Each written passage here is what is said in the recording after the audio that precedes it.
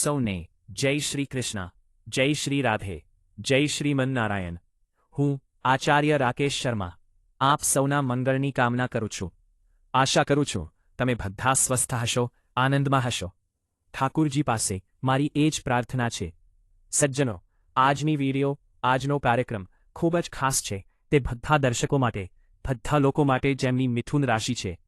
આજની વિડીયો મિથુન રાશિવાળાઓ માટે એટલા માટે પણ ખૂબ ખાસ રહે છે કારણ કે આજની વિડીયોમાં આપણે વાત કરવા જઈ રહ્યા છે 11 મેથી સોમવારના દિવસે સેનાપતિ મંગળ પોતાનું રાશિ પરિવર્તન કરવા જઈ રહ્યા છે અને પોતાની જ રાશિમાં એટલે કે પોતાના જ સ્વરાશિમાં મેષ રાશિમાં તેમનો ગોચર થશે।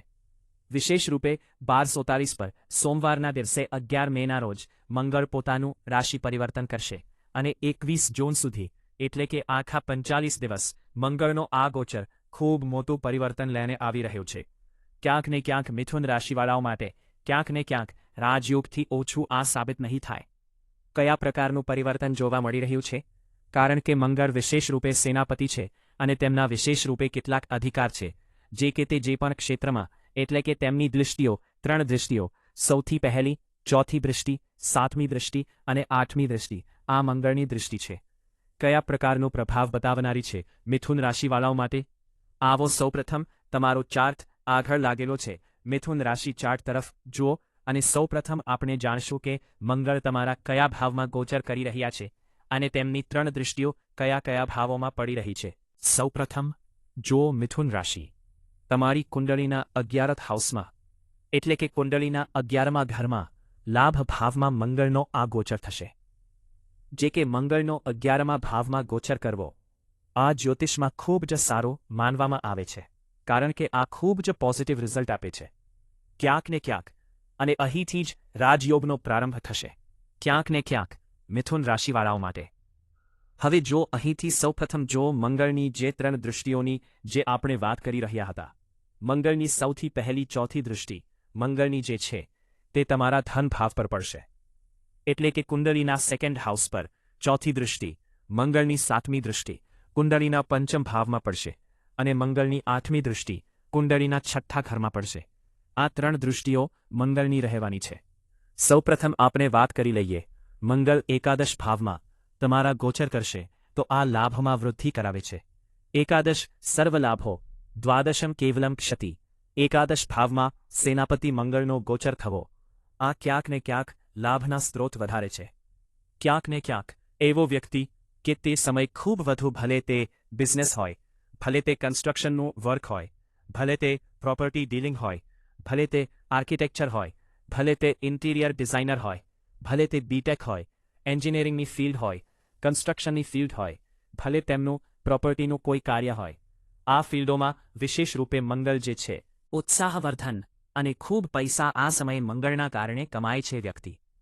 ક્યાંક ને ક્યાંક વિશેષ રૂપે મંગળ અહીં એકાદશ ભાવમાં દર્શાવે છે કે જેટલું વ્યક્તિ સંઘર્ષ કરશે, મોટા ધ્યાનથી સાંભળજો, મંગળનું અહીં 11th હાઉસમાં બેસવું એ જ દર્શાવે છે કે જેટલો વ્યક્તિ મહેનત કરશે તેના અનુસાર વ્યક્તિ પ્રાપ્ત કરે છે એટલું જ। એટલે કે જો તમે મહેનત કરી રહ્યા હતા, સ્ટ્રગલ કરી રહ્યા હતા પરંતુ ત્યારબાદ તમને ફાયદો નથી થઈ રહ્યો હતો તો તમે જોશો કે હવે મહેનત સાથે તમને તરત તેનું રિઝલ્ટ મળશે ક્યાંક ને ક્યાંક।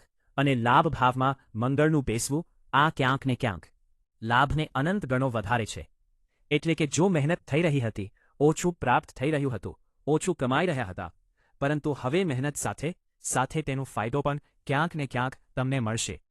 નવા નવા સંપર્કો દ્વારા ધન પ્રાપ્તિના લાભ પ્રાપ્તિના સારા યોગ તમારા માટે બનશે। હવે અહીંથી વાત કરી લઈએ મંગળની 4th દૃષ્ટિ જે કે કુંડળીના બીજા ઘરમાં પડી રહી છે। જો કે મંગળની નીચ દૃષ્ટિ છે આ કારણ કે કર્ક રાશિને જોઈ રહ્યા છે, ત્યાં કુંડળીનું 2nd હાઉસ કર્ક રાશિ છે। માત્ર ધન પ્રાપ્તિના યોગ વધારે છે, ધન કમાઈશો પણ તેના સાથે સાથે ખર્ચ પણ કરશો પરિવારમાં, પોતાના ઉપર, પરિવારમાં, પરિવારના રહેણીકરણીમાં આ પ્રકારના યોગ નિર્મિત થાય છે કારણ કે ખર્ચ પણ એ જ પ્રકારના થાય છે। જે પ્રકારથી તમે કમાઈશો, ખર્ચા પણ તમારા એ જ પ્રકારથી તમે કરતા દેખાશો। ક્યાંક ને ક્યાંક યાત્રાઓમાં ખર્ચ કરી શકો છો, ક્યાંક ને ક્યાંક પરિવાર સાથે ટાઈમ સ્પેન્ડમાં ખર્ચ કરી શકો છો, ક્યાંક ને ક્યાંક ડેલી રૂટીનમાં તમે તમારી દિનચર્યામાં ખર્ચ કરતા દેખાશો ક્યાંક ને ક્યાંક. આ સાથે સાથે મંગળની સપ્તમ દ્રષ્ટિ કુંડળીના સીધા જોવામાં આવે તો પંચમ ભાવમાં પડી રહી છે.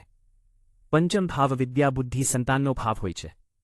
ક્યાંક ને ક્યાંક આ સમયે તમે જોશો કે સ્ટ્રગલ જો વિદ્યાર્થીગણ છે, જે સ્ટુડન્ટ છે, તેમને ક્યાંક ને ક્યાંક એકદમથી યુટર્ન જોવા મળે છે. એટલે કે સફળતાના ખૂબ સારા યોગ એમના માટે નિર્મિત થશે. ક્યાંક ને ક્યાંક જેમણે મહેનત કરી છે સારી નોકરી માટે, ભલે તે ગવર્મેન્ટ જોબ હોય, ભલે તે પોનોનો બિઝનેસ હોય, તેમને ક્યાંક ને ક્યાંક એકદમથી રસ્તો મળે છે. કારણ કે મંગળનો એકાદશ ભાવમાં બેસવો અને ત્યાંથી સપ્તમ દ્રષ્ટિથી પંચમ ભાવને જોવું, આ ક્યાંક ને ક્યાંક એક કાર્યક્ષેત્રમાં પ્રસિદ્ધિ અને ઉન્નતિના અવસર પણ અપાવે છે. વ્યક્તિને ક્યાંક ને ક્યાંક અને રોજગાર પણ વધારે છે. ક્યાંક ને ક્યાંક એક વિશેષ રૂપથી પ્રોપર્ટી ડીલિંગમાં વિશેષ રૂપથી ફાયદો થશે આ સમયે. અને વિદ્યાર્થીગણ તો કોઈને કોઈ નવા સંપર્કોના દ્વારા એક સારી ઉપલબ્ધિ પ્રાપ્ત, સારો પદ પ્રાપ્ત કરતા દેખાશે ક્યાંક ને ક્યાંક. હવે વાત કરી લઈએ મંગળની અષ્ટમ દ્રષ્ટિની, જે કે કુંડલીના છઠ્ઠા ઘરમાં પડી રહી છે. આ રિપુમર્દન યોગ છે. જો કોર્ટ કેસ વગેરે કોઈ ચાલી રહી હોતો તો તેમાં વિજયશ્રી હાથ લાગે છે. કોઈ રોગથી પીડિત હતા તો રોગ કોઈ પ્રભાવિત કરી રહી હોતો, રોગથી વિજય પ્રાપ્ત કરે છે વ્યક્તિ. કોઈ રણ ચડી રહી હોતો તો રણમાંથી મુક્તિ મળે છે. અને કોઈ શત્રુ જો પરેશાન કરી રહી હોતો તો શત્રુઓ પર પણ વિજય પ્રાપ્ત કરે છે એવો વ્યક્તિ. કારણ કે સેનાપતિ મંગળના આગળ શત્રુઓનું ટકી શકવું બહુ દુષ્કેલ છે. કારણ કે જે પણ શત્રુ સેનાપતિ મંગળના આગળ આવે તેના પરાજય નિશ્ચિત રૂપે થવાની જે છે, કારણ કે તે સેનાપતિ મંગળ છે. વિશેષ રૂપથી કોર્ટ કેસ વગેરે જો કોઈ ચાલી રહ્યો હતો તો તેમાં પણ એક સારો એક રિઝલ્ટ, પોઝિટિવ રિઝલ્ટ તમને જોવા મળે. હવે અહીંથી જુઓ કે મંગળ જે છે કુંડળીના એકાદશ ભાવમાં બેઠા છે, પરંતુ સાથે સાથે આ જુઓ કે મંગળ કુંડળીના છઠ્ઠા ઘરના સ્વામી પણ છે. તો વિશેષ રૂપથી બાહ્ય સંપર્કોથી પણ લાભ થઈ શકે છે, વિદેશી સંપર્કોથી લાભ થઈ શકે છે. અને સાથે સાથે શિક્ષાના ક્ષેત્રમાં સ્ટુડન્ટને પ્રયત્ન કર્યા પછી સારી નોકરી, સારો વેપાર જોડવાનો આ સમય તેમના માટે ક્યાંક ને ક્યાંક બની રહ્યો છે. હવે જુઓ આ ચાર વાતો જે હું કહી રહ્યો છું, જેમની પણ કુંડળી બની છે, મિથુન રાશિ મોટા ધ્યાનથી સાંભળજો. જેમની પણ કુંડળી બની છે તે પોતાની કુંડળી કાઢો અને આ ચાર દોષ જે હું કહી રહ્યો છું તેની માહિતી તમે હોવી જોઈએ. કારણ કે તમારી કુંડળીમાં કયા પ્રકારના દોષ છે તેની માહિતી પણ તમને હોવી જોઈએ, જેમના કારણે અકારણ જીવનમાં સંકટ અને સંઘર્ષ ઉત્પન્ન થઈ રહ્યા છે. અને આપણે મહેનત કરી રહ્યા છીએ પરંતુ આપણે સફળતા નથી મળી રહી, કારણ કે ક્યાંક ને ક્યાંક અમારી કુંડળીમાં કંઈ ને કંઈ દોષ લાગેલા છે. સૌથી પહેલો દોષ જુઓ કે તમારી કુંડળી કાઢો, તેમાં જુઓ જેમની કુંડળી બની છે કે તમારી કુંડળીમાં ગુરુ રાહુ એક સાથે તો નથી બેઠા, કારણ કે એવી સ્થિતિમાં ગુરુ ચંડાલ દોષનું નિર્માણ થાય છે. બીજો દોષ આ જુઓ કે તમારી કુંડળીમાં ચંદ્રમા રાહુ એક સાથે તો નથી બેઠા, કારણ કે એવી સ્થિતિમાં ચંદ્રગ્રહણ દોષનું નિર્માણ થાય છે. ત્રીજો આ જુઓ કે તમારી કુંડળીમાં સૂર્ય રાહુ તો એક સાથે નથી બેઠા, કારણ કે એવી સ્થિતિમાં સૂર્યગ્રહણ દોષનું નિર્માણ થાય છે, આણ થાય છે. અને ચોથું જુઓ કે તમારી કુંડળીમાં કાલ સર્પ દોષ તો નથી બની રહ્યો.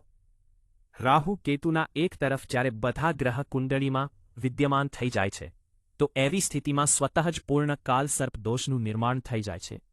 આ ચારેય દોષોમાંથી એક પણ દોષ જો તમારી કુંડળીમાં બની રહ્યો છે તો તેની વિધિ વિધાનથી પૂજા જરૂર તમારે કરાવવી જોઈએ. આ સાથે સાથે ધ્યાન રાખો, એક વાત અને બે ઉપાય મિથુન રાશિવાળા જરૂર ફોલો કરો. પ્રતિદિન ભગવાન શિવને જળ અર્પિત કરો, તેમનો રુદ્ર અભિષેક કરો. અને બીજું, તમારી રાશિના સ્વામી બુદ્ધદેવ બને છે તો બુધવારના દિવસે ગણપતિને દુર્વા અને મોદક જરૂર તમારે અર્પિત કરવાનું જોઈએ. આશા કરું છું મારી વાત તમને સમજમાં આવી હશે. ત્યાં સુધી માટે જોડાયેલા રહેજો મિત્રો. મળું છું નેક્સ્ટ વિડીયોમાં. જય શ્રી કૃષ્ણ, જય શ્રી રાધે.